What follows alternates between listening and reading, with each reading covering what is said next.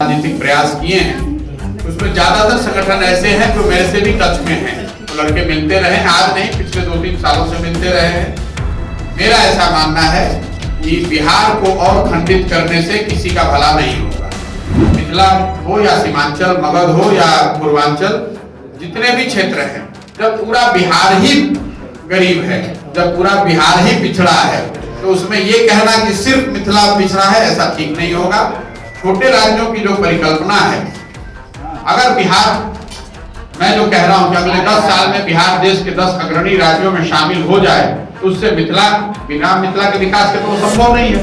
मिथिला एक तरह से हृदय स्थली है बिहार की, तो मिथिला के विकास से ही बिहार का विकास हो सकता है। लेकिन उसका रास्ता बिहार को खंडित करना, मिथिला को अलग बनाना नहीं है। अगर मिथिला को आप अलग बना भी देंगे और उसका नेतृत्व भी अगर सही लोगों के हाथ में नहीं रहेगा, तो वहां भी वही स्थिति होगी। आपने देखा झारखंड बिहार से अलग हुआ, इसकी वजह से कोई झारखंड में बहुत तरक्की तो नहीं हो गई। लोगों को ऐसा लगता था कि बिहार की वजह से झारखंड पिछड़ा। जब तक आप जो व्यवस्था, चाहे राज्य बड़ा हो या छोटा, उसको चलाने वाले लोग सही नहीं होंगे, चुनकर जो लोग आ रहे हैं, जो नेतृत्व कर रहे हैं, अगर वो लोग सही नहीं होंगे तो वहां पर व्यवस्था नहीं बदलेगी।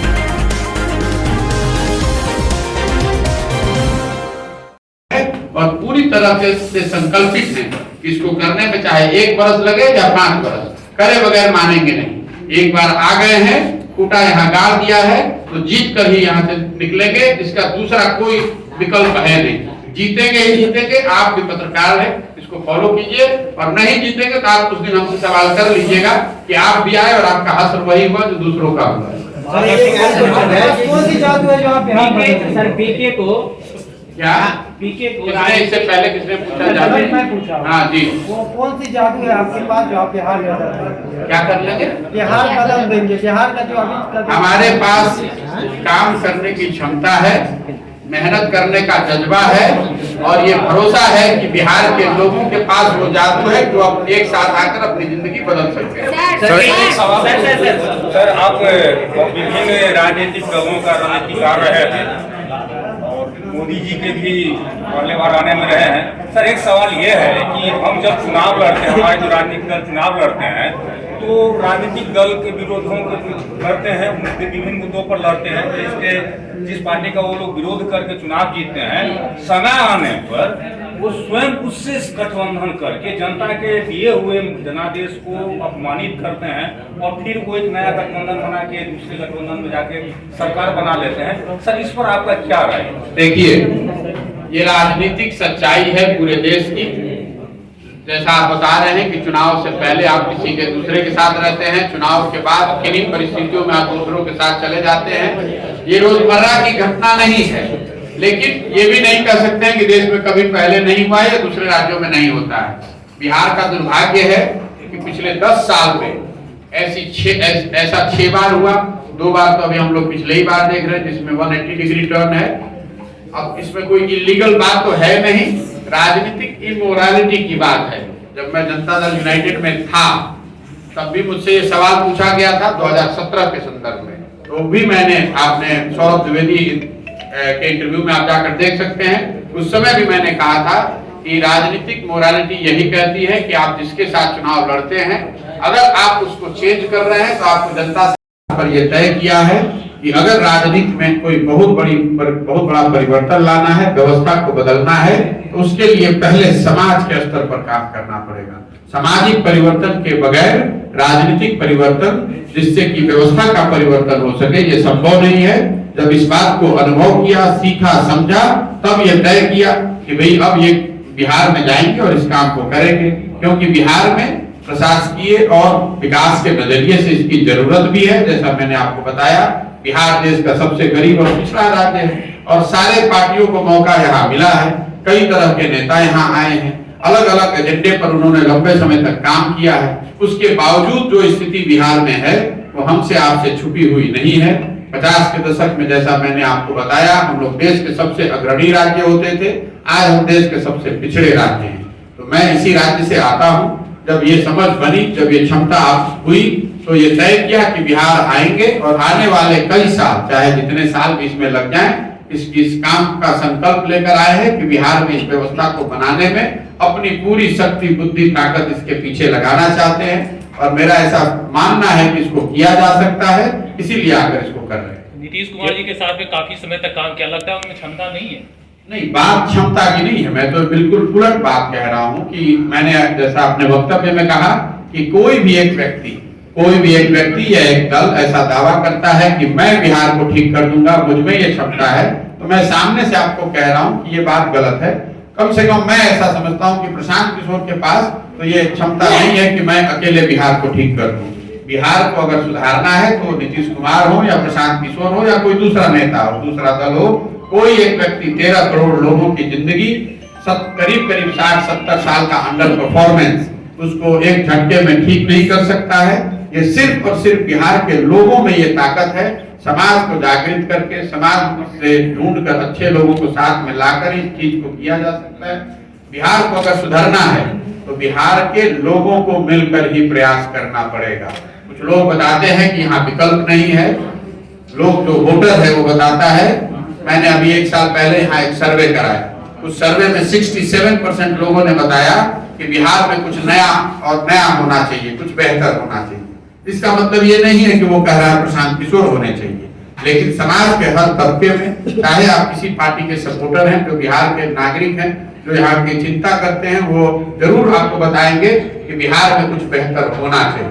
ये किसी एक व्यक्ति या दल पर टिप्पणी नहीं है, हम लोग की सामूहिक जो स्थिति है उस पर ये एक स्टेटमेंट है और इसको सुधारने का जो मेरी समझ से इसका उपाय है वो करने के लिए मैं प्रयास कर रहा हूँ। जैसा मैंने आपको बताया, जब तक आप सामाजिक स्तर पर चेतना नहीं लाएंगे, समाज में परिवर्तन नहीं लाएंगे, तो कोई बहुत बड़ा राजनीतिक परिवर्तन की कल्पना करना बेमानी है। मैंने 10 साल इस काम को अलग अलग राज्यों में करके देखा है, राजनीतिक प्रयास किए हैं, उसमें ज्यादातर संगठन ऐसे हैं जो मेरे से भी टच में हैं। वो लड़के मिलते रहे, आज नहीं पिछले 2-3 सालों से मिलते रहे हैं। मेरा ऐसा मानना है कि बिहार को और खंडित करने से किसी का भला नहीं होगा। मिथिला हो या सीमांचल, मगध हो या पूर्वांचल, जितने भी क्षेत्र हैं, जब पूरा बिहार ही गरीब है, जब पूरा बिहार ही पिछड़ा है, तो उसमें ये कहना कि सिर्फ मिथिला पिछड़ा है, ऐसा ठीक नहीं होगा। छोटे राज्यों की जो परिकल्पना है, अगर बिहार, मैं जो कह रहा हूं कि अगले 10 साल में बिहार देश के 10 अग्रणी राज्यों में शामिल हो जाए, तो उससे बिना मिथिला के विकास के तो संभव नहीं है। मिथिला एक तरह से हृदय स्थली है बिहार की, जो मिथिला के विकास से ही बिहार का विकास हो सकता है, लेकिन उसका रास्ता बिहार को खंडित करना, मिथिला को अलग बनाना नहीं है। अगर मिथिला को आप अलग बना भी देंगे और उसका नेतृत्व भी अगर सही लोगों के हाथ में नहीं रहेगा, तो वो वहां भी वही स्थिति होगी। आपने देखा झारखंड बिहार से अलग हुआ, इसकी वजह से कोई झारखंड में बहुत तरक्की तो नहीं हो गई। लोगों को ऐसा लगता था कि बिहार की वजह से झारखंड पिछड़ा। जब तक आप जो व्यवस्था, चाहे राज्य बड़ा हो या छोटा, उसको चलाने वाले लोग सही नहीं होंगे, चुनकर जो लोग आ रहे हैं, जो नेतृत्व कर रहे हैं, अगर वो लोग सही नहीं होंगे तो वहां पर व्यवस्था नहीं बदलेगी। बिहार को अगर सुधरना है तो बिहार के सही लोगों को एक साथ आकर प्रयास करना होगा। स्वाभाविक है कि उसमें क्षेत्रवार जो विषमता है, संभव है कि मगध के मुकाबले मिथिला पीछे हो, तो उस पर और ज्यादा ध्यान देने की जरूरत है। जो मैंने आपको बात बताई, मिथिला तो बहुत बड़ा रीजन है कि हर पंचायत के लिए एक कार्य एडवांटेज है, लेकिन इस तरह का मापदंड लगा देना कि सिर्फ ये डिग्री लिए हुए आदमी ही राजनीति कर सकते हैं, मेरी समझ में ठीक नहीं होगा। एक मिनट, पीके को भारतीय राजनीति में चाणक्य कहा जाता है और उन्होंने जहां भी गया है राजनीति में भूचाल लाया है।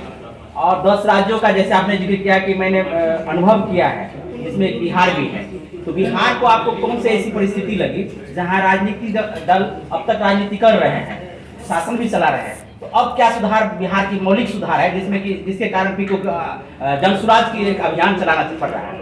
देखिए, पहली बात जो आपने कही चाणक्य वाली, मुझे लगता है कि ऐसे शब्दों का प्रयोग नहीं करना चाहिए। कोई चुनाव जीतकर 2-4-5 चुनाव जीतकर चाणक्य नहीं बन जाता है, लोगों को भी नहीं कहना चाहिए। हम लोग बहुत छोटे आदमी हैं। आप चाणक्य, चंद्रगुप्त, गांधी ऐसे बड़े नाम जो हैं, इनको देख सकते हैं, इनको पढ़ सकते हैं, कुछ सीखने का प्रयास कर सकते हैं और उन्होंने जो बताया उस पर चलने की कोशिश कर सकते हैं। ये सदियों में कोई एक चाणक्य पैदा होता है, कोई 4 चुनाव जीतकर चाणक्य नहीं बन सकता है। तो ऐसा मुझे कोई, मेरे मन में भ्रम नहीं है। जैसा आपने कहा क्यों बिहार में आप इसको कर रहे हैं, इसलिए राजनीति, क्योंकि यहाँ पर जो राजनीतिक स्थिति है, बिहार में एक राजनीतिक सामाजिक जड़ता है। यहाँ पर पिछले 40-50 सालों में कोई राजनीतिक सामाजिक आंदोलन नहीं हुआ है। राजनीतिक सत्ता जो है वो कुछ परिवार के हाथ में केंद्रित है। पिछले 25 साल में इस राज्य में जितने लोग भी एमएलए एमपी बने हैं, चाहे जिस दल से बने हो, सबकी सूची बनाइएगा तो आपको पता चलेगा कि 1250 से 1500 परिवार के लोग ही यहाँ एमपी एमएलए बनते रहे, चाहे दल कोई भी रहे, नेता कोई भी रहे। जो पहले लालू जी के साथ था वही पलट के आज नीतीश जी के साथ है, जो पहले कांग्रेस करता था वो भाजपा कर रहा है।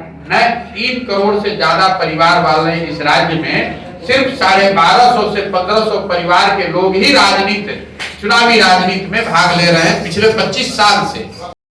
समझ है, जरूरत इस बात की है कि समाज को इस बात के लिए समझाया जाए, समाज में जन जागृति फैलाई जाए, ताकि समाज से ढूंढकर सही लोगों को ढूंढकर निकाला जाए। वो सारे लोग जो यहाँ धरती से जुड़े हुए हैं, जो यहाँ के मुद्दों के बारे में समझदारी रखते हैं, जिनकी ये क्षमता है, जिनमें ये समझ है यहाँ की समस्याओं को कैसे सब सुलझाया जा सकता है, सुलझाया जा सकता है, और सबसे बढ़ के जिनके अंदर ये जज्बा है कि इस बिहार को, इस राज्य को बेहतर बनाया जा सकता है, ऐसे लोगों को समाज से चिन्हित करना, उनको एक साथ एक मंच पर लाने के लिए प्रेरित करना, समझाना, बुझाना, उसके बाद ही आगे की कोई रणनीति बनाना। तो ये जो पूरा प्रयास है उसके तहत मैं पूरे बिहार में घूम रहा हूँ। कुल 75,000 से ज्यादा ऐसे लोग हैं जिन्होंने अपने घर, अपने पंचायत, अपने ब्लॉक, अपने वार्ड में बुलाया है। उनमें से कुछ लोगों के यहाँ अक्रॉस द स्टेट में जाने का प्रयास कर रहा हूँ। मधुबनी में भी आपने देखा होगा 4-5 जगह जाने का अवसर मिला है। सुबह से शाम तक यही काम करते हैं।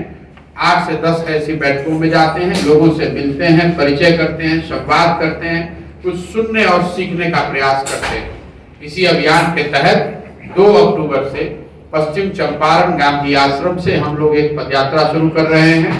पदयात्रा इसलिए नहीं कि हमको बिहार का रोड नापना है, पदयात्रा इसलिए नहीं कि हमें अब ये दिखाना है कि हम कितना पैदल चल सकते हैं।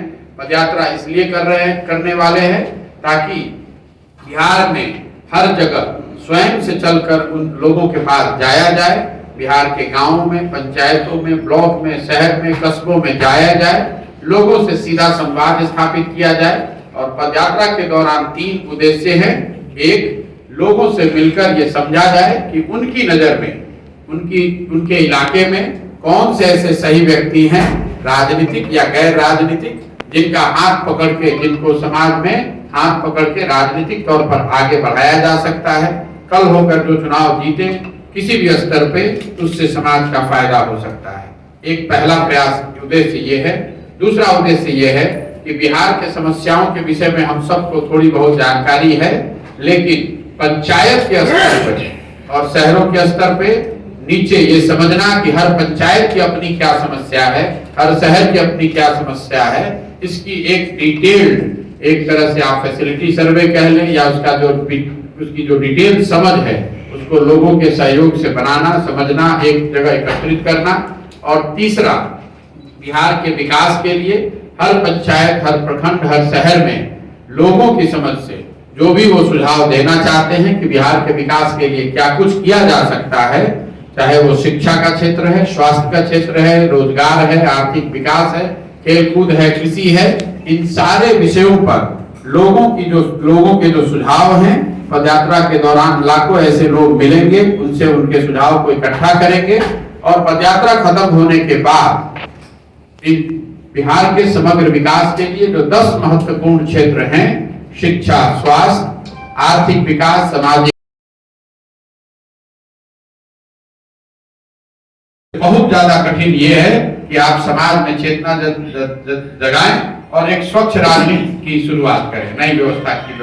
सर, जैसा कि आपने अभी भी कहा कि आपने कई राज्यों में काम किया है, लेकिन आपने इस चीज के लिए बिहार को ही क्यों चुना? और दूसरा सवाल, आप जैसा कि पहले कहते आए हैं कई बार कि हम अभी भी नीतीश कुमार का दिया हुआ कपड़ा, सिला हुआ कपड़ा पहनते, क्या अभी भी वही पहनते हैं, या अभी जो आप क्षेत्र भ्रमण में निकले हैं तो उनके द्वारा दिए हुए कपड़े भी आप पहनते हैं? देखिए, बिहार को इसलिए चुना है, मैंने जैसा आपको बताया, पहले बात तो मैं इसी राज्य से आता हूँ और कहीं ना कहीं ये मन में भावना रही है कि आप चाहे पूरे दुनिया में कुछ भी कर लें, अपने राज्य के लिए, अपने लोगों के लिए, जिस मिट्टी से आते हैं उसके लिए अगर कुछ करने की क्षमता या बुद्धि, अगर आपको भगवान ने कोई अपॉर्चुनिटी, अवसर दिया है तो मुझे प्रयास करना चाहिए, तो इसलिए बिहार आए हैं। लेकिन दूसरा पहलू जो मैं इतने देर से बता रहा हूँ, क्योंकि बिहार में इसकी सबसे ज्यादा जरूरत भी है। बिहार के लोगों की जो स्थिति है, जो राज्य की स्थिति है, उसमें एक नई राजनीतिक व्यवस्था, एक नए प्रयास की जरूरत है, इसलिए यहाँ आए। जहां तक आपने बताया कुर्ता पजामा आज भी वही पहने हुए जो नीतीश कुमार ने 2015 में दिया था, तो उसमें कोई मानने में गुरेज नहीं है। मेरा व्यक्तिगत रूप से संबंध आज भी बहुत अच्छा है, लेकिन व्यक्तिगत संबंध होना एक बात है और राजनीतिक तौर पर एक साथ जुड़कर एक व्यवस्था में काम करना वो दूसरी बात। राज्य में चुनाव के समय जातीय समीकरण और धार्मिक बहुत ज्यादा महत्व रखता है वोटिंग, इसको तोड़ने के लिए आपके पास क्या विजन है? देखिए, बिहार में नहीं, जहां कहीं भी चुनाव होते हैं वहां पर जाति समाज की एक सच्चाई है। तो जातियों जैसे दूसरे पहलुओं की भी एक भूमिका है, वैसे जातियों की भी एक भूमिका है। बिहार में भी जाति की उतनी भूमिका है जितनी यूपी, मध्य प्रदेश, राजस्थान में है। तो पहली बात तो आप ये भ्रम न पालें कि बिहार में ही जातियों की भूमिका है। ये जातियों की भूमिका चुनावों में हर जगह है, थोड़ा कम या थोड़ा ज्यादा। ये जो लोगों की सोच है कि बिहार में सब कुछ जाति पर ही होता है, ये सोच ठीक नहीं है, ये आंकड़ों से पर आधारित नहीं है। मैं आपको 2 एग्जाम्पल देके बताता हूँ। 2000, आप लोग सब पत्रकार हैं, बिहार के जो चुनावी परिदृश्य जो राजनीति है उसको बहुत क्लोजली फॉलो करते हैं। 2010 में बिहार में एनडीए की सरकार बनी, उसमें नीतीश कुमार जी और भाजपा एक साथ थे और सामने वाले आरजेडी, कांग्रेस और पासवान जी एक साथ थे। उस गठबंधन को आपको याद होगा 205 सीट मिली थी।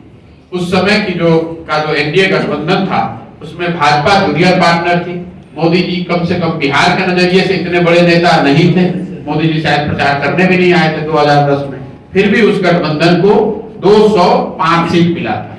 वही गठबंधन, वही एनडीए जब 2020 में चुनाव लड़ा, तो इस बार नीतीश जी तो थे ही, वो सामाजिक समीकरण भी था, उसके ऊपर से मोदी जी भी थे, उसके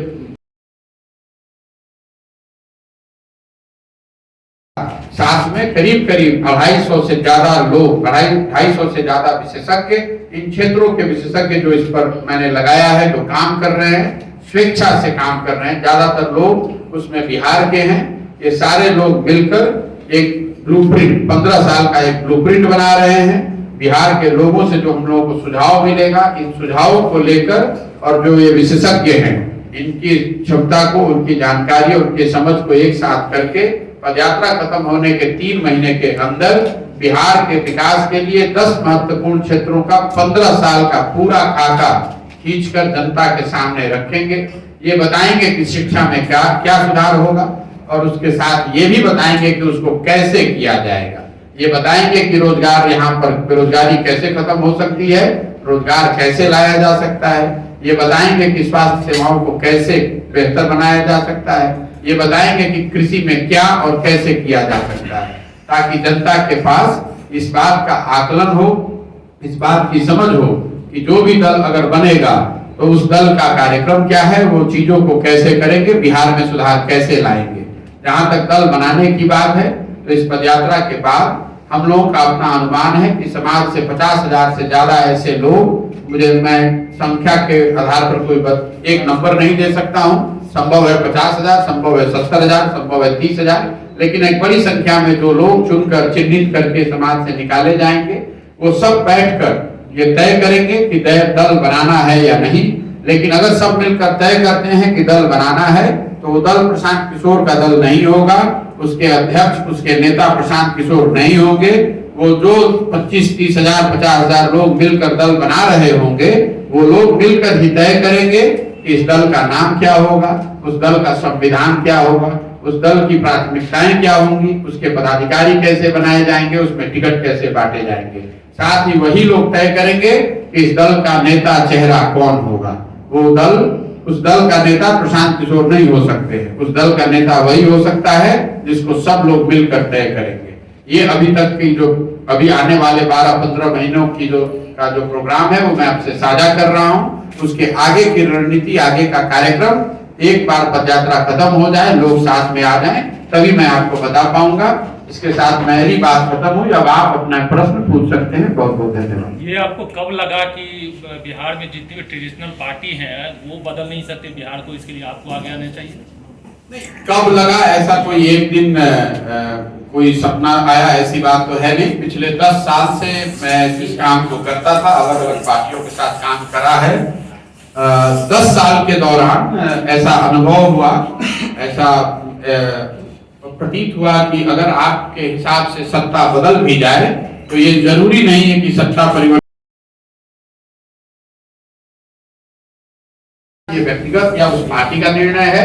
आपको जनता पर छोड़ना चाहिए। मुझे लगता है कि इसको लोग सही नहीं मानते हैं, लेकिन किन्हीं परिस्थितिवश या किसी सोच के अंतर्गत अगर कोई दल, अगर कोई नेता ऐसा करता है तो क्यों उन्होंने किया है, ये जवाब तो वही दे सकते हैं। मेरा व्यक्तिगत प्रेफरेंस आप पूछेंगे तो मैं यही कहूंगा कि जिस फॉर्मेशन में, जिन मुद्दों पर आपने चुनाव लड़ा है, अगर आप उसमें कोई आमूलचूल परिवर्तन लाते हैं तो जनता की अपेक्षा यही होती है कि आप वापस जाकर उनसे जनादेश लें। क्या मधुबनी में आप ये दावा करते हैं कि अगर आपकी कोई पार्टी बनती है तो चुनाव के पहले जो गठबंधन होगा वो चुनाव के बाद उसमें जो अभी आपने कहा मॉडल ग्राउंड पे नहीं होना चाहिए, तो आप उस मॉडलिटी को फॉलो करेंगे? बिल्कुल, मैं आपको एक, आपने जो बात कही वो 4 स्टेप आगे की है। पहले तो कोई दल बना नहीं, अगर दल बन भी गया और उसमें चुनाव लड़ने की बात हुई तो जो मेरी पूरी रणनीति है, जो पूरा स्ट्रेटेजी है, ये स्ट्रेटेजी ऐसा है कि इसके परिणाम स्वरूप या तो हम अर्श पे रहेंगे या फर्श पे रहेंगे, बीच में नहीं मरने वाले हैं। मुझे इस बात का एहसास है कि ये संभव है कि सारे प्रयासों के बावजूद हमको, जैसा भाई साहब ने बताया, एक भी सीट नहीं मिलेगी उस दल को।